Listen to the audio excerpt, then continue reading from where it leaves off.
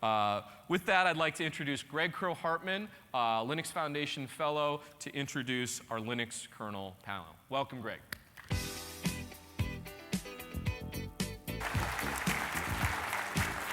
Where's Andrew? Andrew.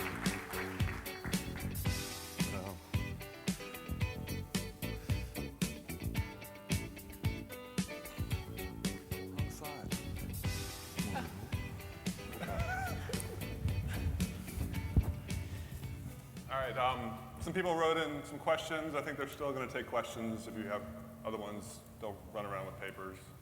So first, go down the line. I want you to introduce who you are and your first kernel patch accepted. You're accepted. Okay. I'm Linus, and yeah, nobody accepts my kernel patches. I'm Andy. My first kernel patch that made an impression was vsyscall emulation. This broke everything for quite a while and is hopefully no longer breaking everything. That was your first patch? I think I had something very minor before that. I'm Andrew Morton. I downloaded the 2.2 kernel once and discovered that Alan Cox had marked my network driver as obsolete. So I decided to make it unobsolete, which involved about a 2,000-line patch and a 5,000-line changelog, and he went and applied it. So I thought, that's cool. Shuah, my first patch is actually removing a driver as a part of Android mainlining work. It's PMM driver. You deleted it? Oh. Yeah, and then you took the patch. Oh. All right, I'm Greg. My first patch was USB string bug fixed. So, we had the kernel summit the past 2 days. There's a continuation of it today. It seemed pretty boring. We weren't arguing anymore. But one thing we talked a lot about was what? We were? Yes, we were. We were? All right, what were we arguing about? I didn't. White space? White space. Okay, no. We talked a lot about testing. So you gave a presentation about testing. You want to talk about what you talked about everybody and what the results of that were? Right. K-self-test is it's a way to make. We have lots of tests. Developers do tests all the time, unit tests and so on. We have a few in the kernel tree spread around, a few in a location that we would want them to be, and several spread around the kernel tree. So the effort is to bring all of them into a place to make a go-to tool for developers, so they can just run it quickly and smoke test, and also provide at the same time profiles to make sure that if somebody wanted to run a longer time test, like a coffee break versus a lunch break, long lunch break type of test, cover both ends so that to kind of make it something that developers, it's in their tool chest, they'll go to it and run it to make sure sanity test the kernel. And over time, get all the tests that we have now, and then also keep over time adding more. So when a new feature comes out, we keep them updated. So along that lines, like we added 4 or 5 new syscalls this release? 4? 4. And every one of those came in with a man page and a test. Andrew keeps pushing on that. Do you think we should make that a requirement? I tried to, mainly because generally syscall is only implemented for x86. All the other architecture guys want to be able to implement it and test it. Well, let's give them the test so they can do so. So you and Linus are pretty much the ones that end up merging most of those syscalls. Can you push back and make that a requirement, or are we not going to make that a requirement? Well, I always do. You do? Okay. I actually worry not so much about syscalls, which are, fairly easy to test, never mind that we don't always do it, right? The real problem is just the bulk of our code is drivers, and testing the actual hardware ends up being a huge headache. So we need to start adding tests, but we still need to very much encourage our user community to be part of testing very recent kernels, because that's the only way we'll find all the strange hardware quirks when we support 15 million different network cards. And most of the developers have something modern, and most of the rest of the world has something slightly less modern. Right? So so just booting the new kernel, booting a kernel is a non-trivial task for the kernel. If everybody can test it, that's good. But Andy, you've found bugs in syscalls that have been there since, I don't know, 10 years? Talk about that. Talk about what you just found recently. Well, I swear I don't actually try to do this.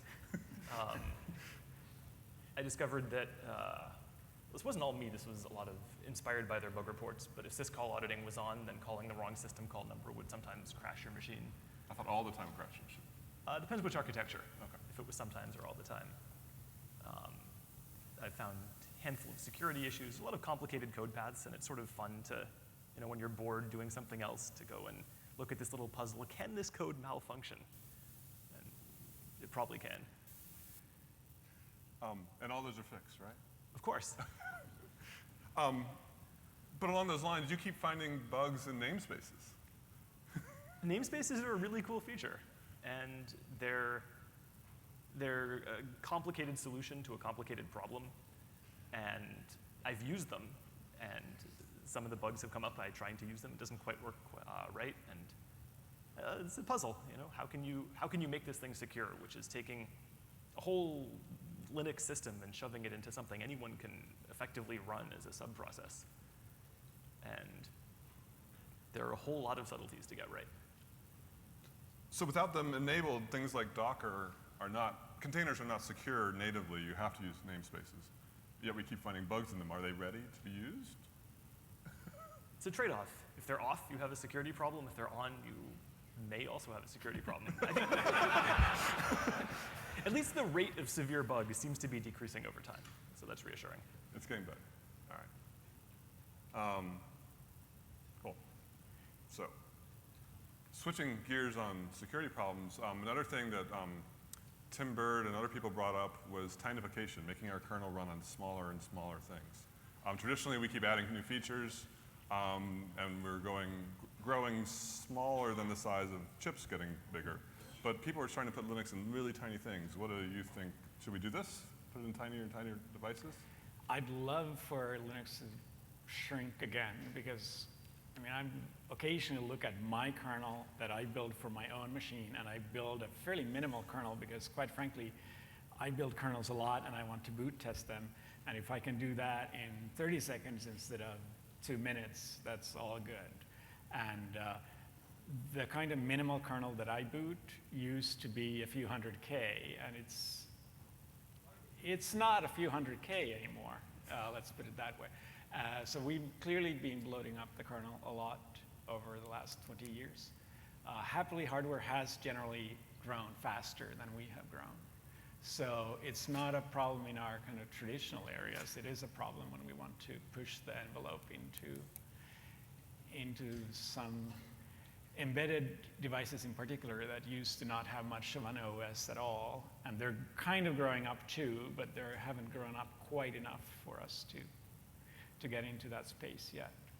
So should we do the work to make it smaller? To be able to strip things down? Because these are features that people have wanted that are added. We're not growing for the sake of growing. Well, the problem is, right now there's very little push from the market. Developers don't have these machines because these machines don't generally run Linux, so why would you get them, right? If it doesn't run Linux, not interesting. And the kind of companies that still do these, or do these hardware platforms, they tend to have their old solutions that kind of work for them, and they probably would like to, at least some of them would like to use Linux, but they end up using old versions of Linux if they do, for the size reason. But more often they just say, we can't do that because we need to use this really pitiful hardware platform. They don't call it that, obviously, right? So they still continue doing their own small, not very capable system that probably has more security issues because they don't have Andy, right? So should they seed us with hardware? I get lots of weird hardware at times. I'd love to. The problem is, seeding me and a lot of existing kernel developers with hardware is often not very productive because I know I don't have the time to play with hardware anymore, and I suspect the same is true of a lot of them. So I think projects like Raspberry Pi were actually great in seeding random people with hardware.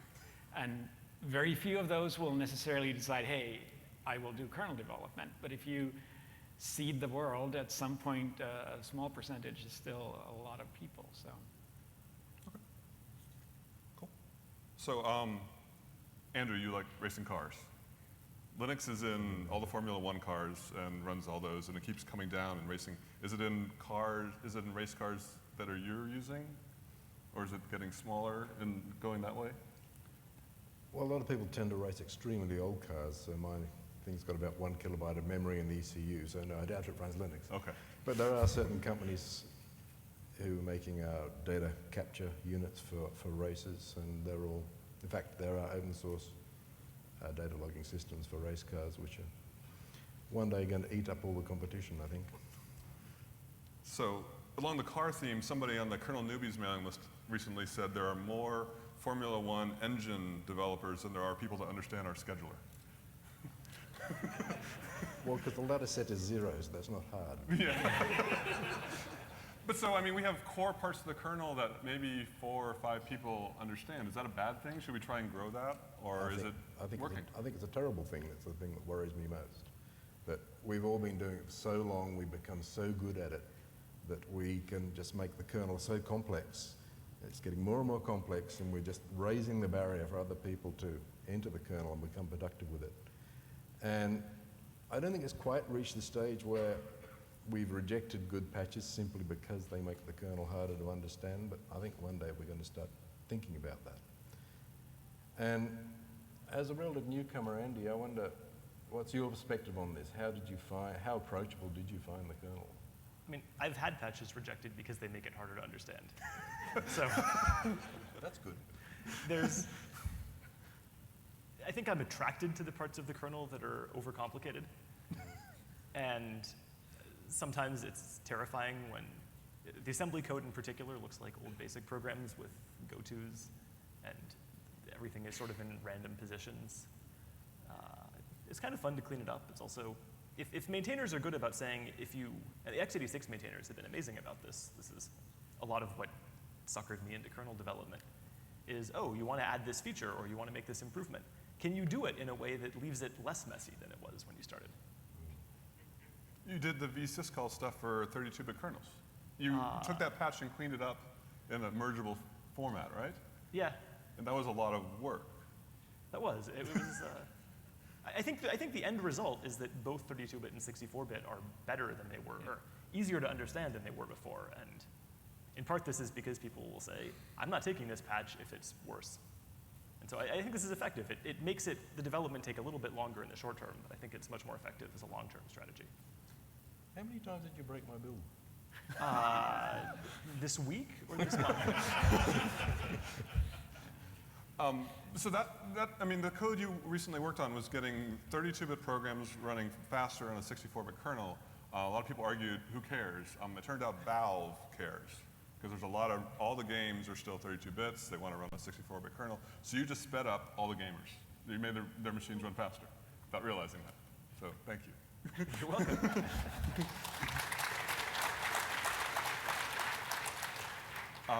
But that's a hairy, complex part. Andrew, you see all these weird parts. You seem to scoop up all the parts that aren't maintained. So what parts of the kernel need the most work, or need a maintainer to step up that you see?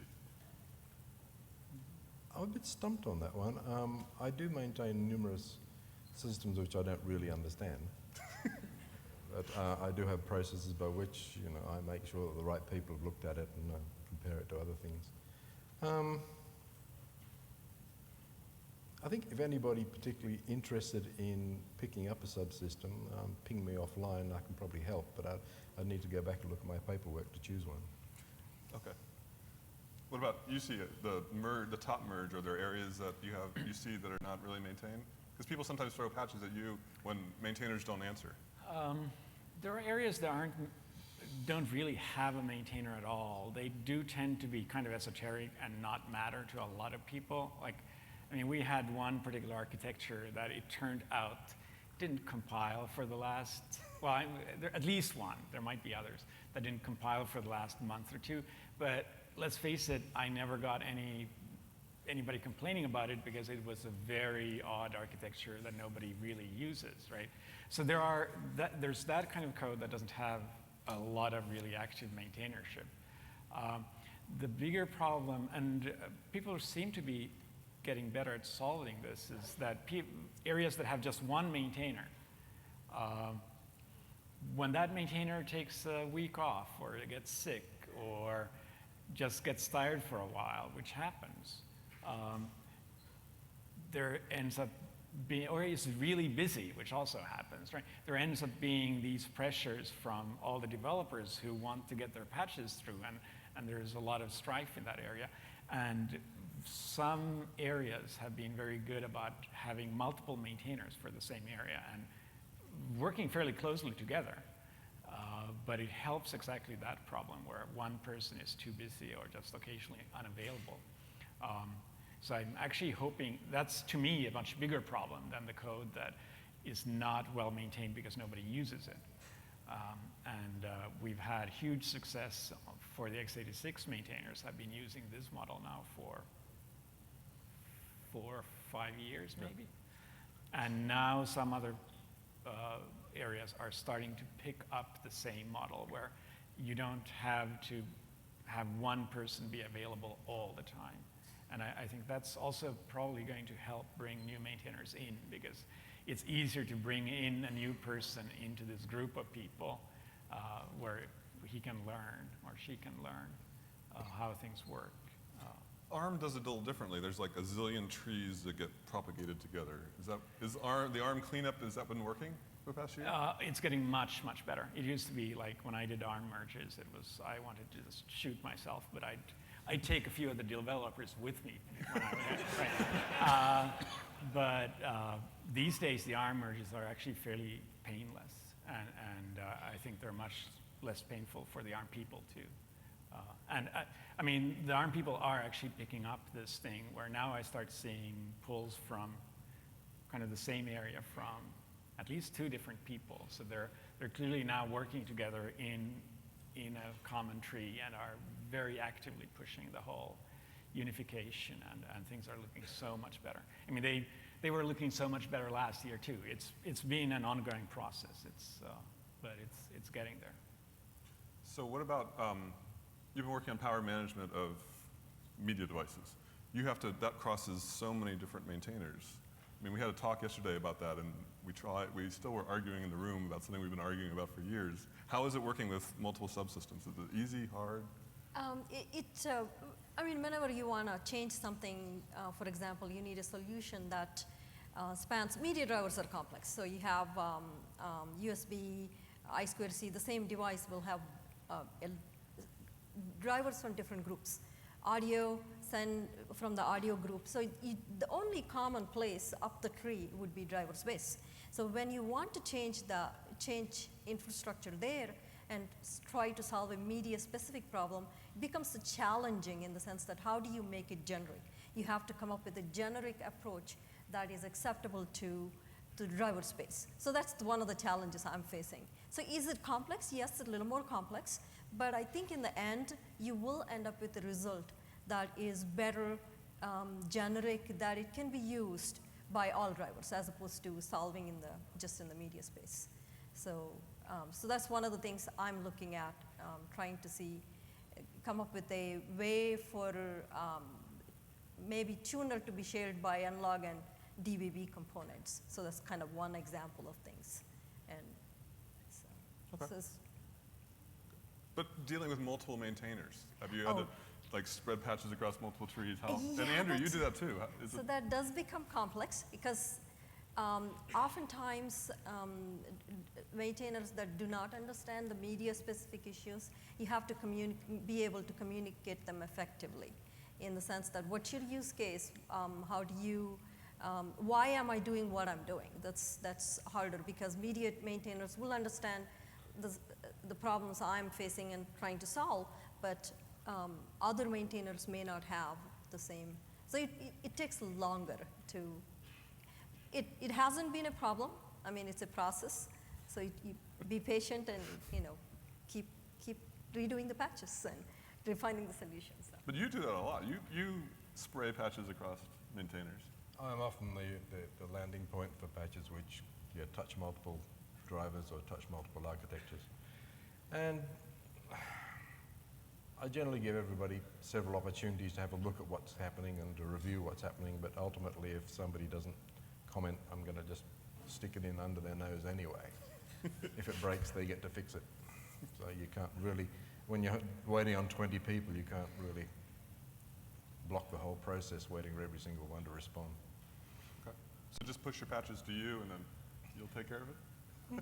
It's worked for a lot of people. Okay. The odd thing about Linux is that we change the core data structures often. You've been rewriting locks sometimes. Yeah. Is that a good thing that we change things that are working and hopefully make them better? I mean, it is a good thing. It's sometimes a very nerve-wracking thing. For some reason, we've touched the locks that we haven't touched in a long time. And then a few developers came in and said, hey, on this particular load, this is a huge problem. And here, let me redesign this complicated lock for you that you haven't touched in 10 years and make it completely different. And it's going to work, I swear. And that kind of tends to be scary, especially when the discussion then devolves into memory ordering constraints for different architectures. And people are showing other people that they clearly did not understand the memory ordering at all. And the initial version of the locking gets rewritten 9 or 20 times, I forget, right? But it's actually, so it's nerve-wracking, but at the same time, that particular example made me really happy because it was literally code that I had thought was like, it was done. And seeing even code like that get a major overhaul to the point where it's completely rewritten, I think it's a sign of life, right? These things need to happen every once in a while. The world changes, the loads the kernel run changes. Even things that we thought were done sometimes aren't. And I think it's very interesting, and it keeps my job interesting, right? So in 10 years from now, we'll do it again. I hope not. Not that code. I mean, something else that I thought was stale, right? Okay. So along those lines, that was something we thought was working, and it turned out to be not. What areas do you think that we need most work in? What areas are broken right now? Andrew. I'll hit this for everybody. I can't think of anything specific, but I'd like to say I'm proud of the fact that we're prepared to take great risks and fundamentally rewrite things. We don't sit back and say, oh, you can't change it, there's too much risk. We just solved the problem by throwing manpower at it, and we have a lot of manpower. This kernel's, I don't know, when will Linux finally stop running anywhere? 20, 30, 50 years from now? I think our preparedness to keep improving it in quite fundamental ways is a strength. Andy, what do you think? Security and sandboxing. I think it's extremely useful to be able to run some piece of code, which could be a web page, could be a binary, that maybe even is very simple, but run it in a way where you can be reasonably confident that that code will not own your computer. And I think 2 or 3 years ago, we were in absolutely terrible shape in that regard. And we're making progress toward being in a state where, at least for very simple things, you can be reasonably confident that it won't be able to compromise your kernel. And I'd like to see us get to the point where you can shove something into a little sandbox and believe that it will stay there. Do we need more work because we have seccomp and we have namespaces? Do we need something else? Or just build on what we have? I think we need seccomp and namespaces to work better than they do now. We need people using it. We need people using it, okay. Absolutely. Is anybody using those? Isn't Chrome using seccomp? Yes. Chrome is? Okay. Chrome is. I know Docker's not using namespaces yet. Anybody else using those? Sandstorm is using both. Was? Is.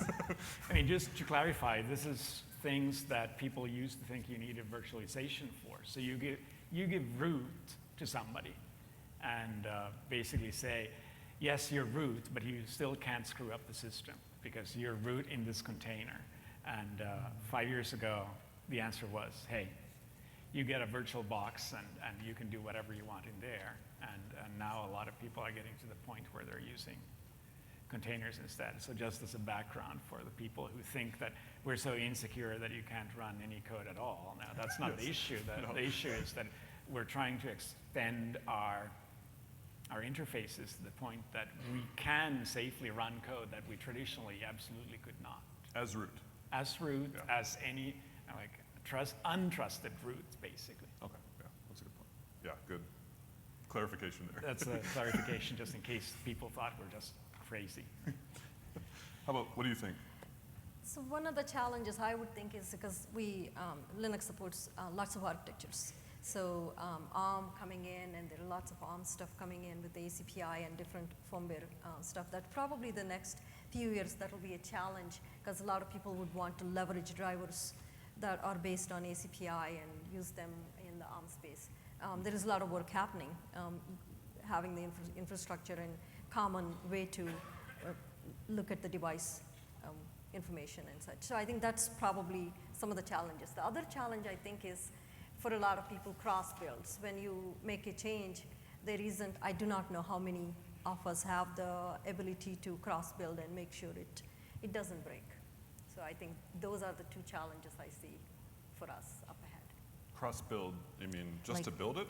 Or just to Build run it? plus cross test as well. Oh, okay. Test being able to make sure that you didn't break anything on challenges is not having hardware resources. I mean, it's hard to have.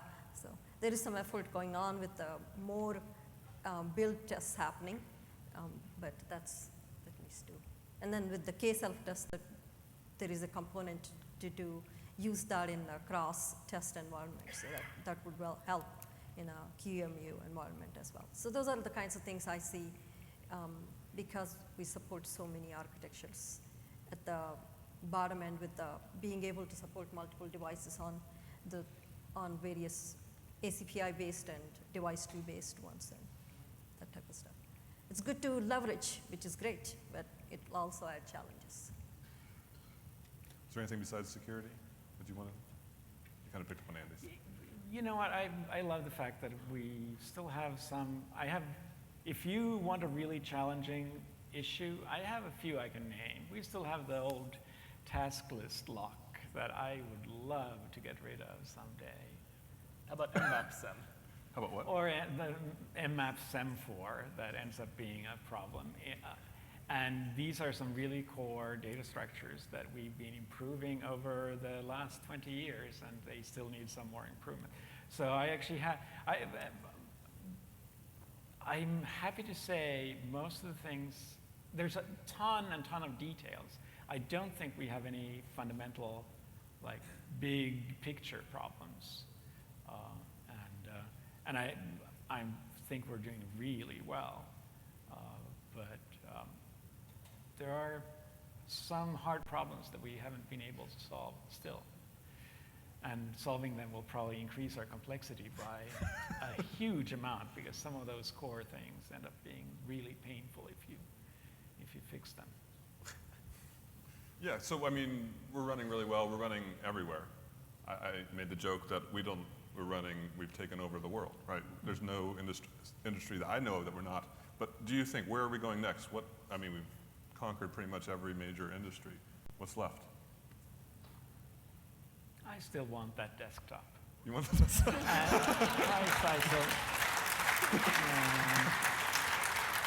And the thing is, I don't believe it's a kernel problem. It's not.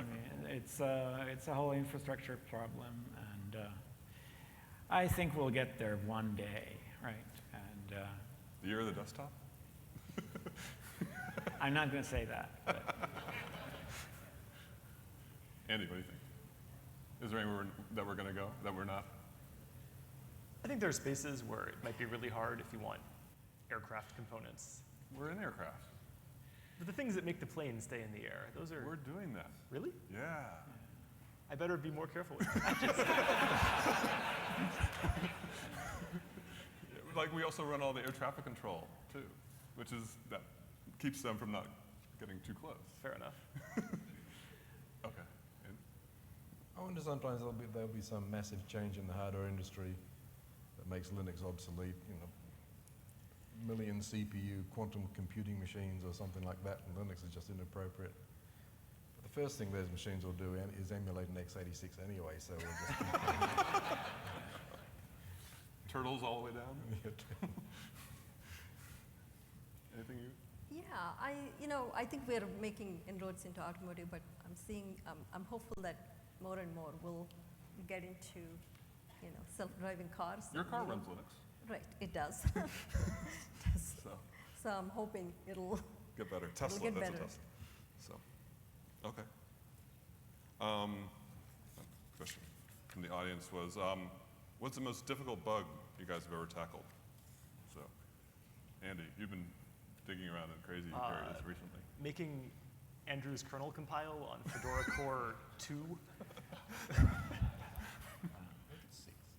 Fedora Core 6. That machine has caused more problems. I've broken it too, so I'm glad somebody else is breaking it. Linus.